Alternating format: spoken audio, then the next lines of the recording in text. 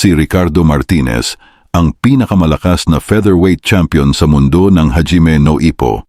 Ang kwento natin ngayon ay top 5 facts tungkol sa kanya na baka hindi mo pa nalalaman. Number 1. Halos parehas ang punching power nila ni Ippo Makunouchi. Noong ikalawang laban niya kay Eiji Tate, nagulat ito na tumatagal na siya sa mga buong puwersang suntok at body blows nito. Dahil ang unang laban nila ay tumagal lamang ng 2 round, wika ni Ricardo, posible ba na sa 7 taon para makaabot dito, may boksingero siyang nakalaban na kasing lakas ko sumuntok? At kung susumahin natin ang mga nakaraang nakalaban ni Eiji Tate, si Ippo ang pinakamalapit sa description ni Ricardo. Number 2. May iba't ibang alias or ring name si Ricardo Martinez, ngunit ano nga ba ang mga ito? Living Legend, National Hero, Hero of Mexico, Pride of Mexico, Quetzalcoatl. Ang Quetzalcoatl ay isang diyos ng kalangitan at tagapaglikha ng mga Azteca. Ang pangalan ay isang kombinasyon ng Quetzali, isang may kulay na ibon ng Mesoamerica, at Coatl, na ang ibig sabihin ay ahas, kaya't ito ay karaniwang isinasalin bilang may balahibong ahas. Huitzilopochtli. Ang Huitzilopochtli ay isang diyos ng mga Azteca na kinikilala bilang ang diyos ng araw, digmaan at humanong paghuhusga. Siya ay isa sa mga pinakamahalagang diyos sa pantheon ng mga Azteca at ayon sa mitolohiya, siya ay ang nagtatag ng lungsod ng Tenochtitlan na naging kalaunan ang Mexico City. Omega, ang pinakahuling letra sa Greek, na kadalasan tumutukoy sa pinakawakas o ang pinakadulo.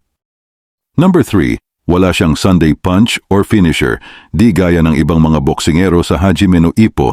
Walang finisher si Ricardo. Halimbawa ng mga laban nito ay pwede niyang tapusin ang laban sa kahit anong suntok na naisin niya. At alam niyo ba ang ikalawang boksingero na wala ring Sunday punch? Ito ay si Mamoru Takamura.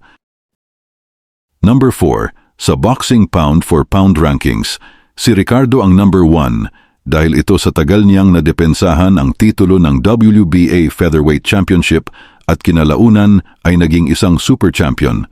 Ang mga laban nito ay halos dominante at one-sided.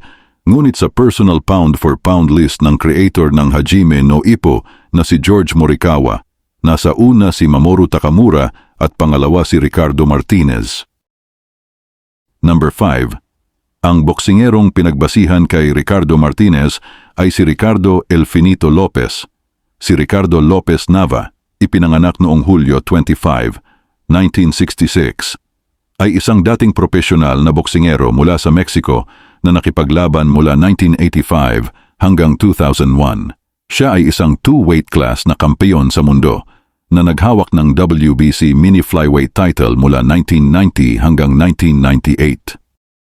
Na ipinagtanggol ito laban sa world record na 21 fights, ang WBA at WBO mini flyweight titles mula 1997 hanggang 1998 at ang IBF junior flyweight title mula 1999 hanggang sa kanyang pagreretiro noong 2001. Siya ay isa sa 15 kampeon sa boxing sa mundo na nagretiro ng walang talo. Bonus content. Alam niyo ba na nung nakaraang buwan ng Setyembre ay binigyan ng original drawing ni George Morikawa si Ricardo Lopez? Bumisita sa Japan si Ricardo bilang isang honorary guest upang magbigay-pugay sa nakaraang laban nila ng isa ding legend ng Japan na si Hideyuki Ohashi, isang former world strawweight champion.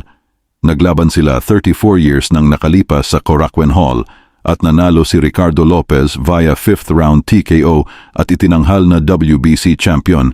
Kung nagustuhan niyo po ang aking content, please like, share, and subscribe. Take care po and God bless.